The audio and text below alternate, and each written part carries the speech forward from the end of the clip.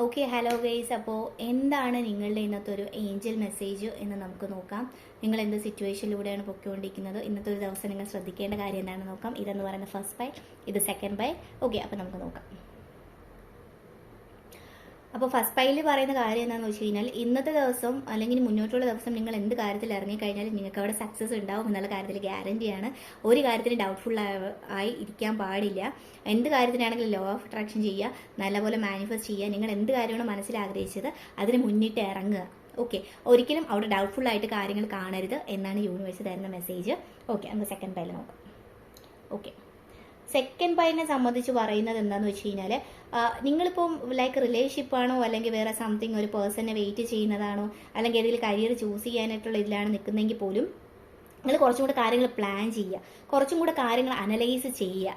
എല്ലാത്തിനെ പറ്റി നന്നായിട്ട് നിരീക്ഷിച്ചതിന് ശേഷം മാത്രം നിങ്ങൾ ആ ഒരു റിലേഷൻഷിപ്പ് ആയാലും കരിയർ ആയാലും എന്ത് തന്നെയാണെങ്കിലും ചൂസ് ചെയ്യാൻ പാടുള്ളൂ.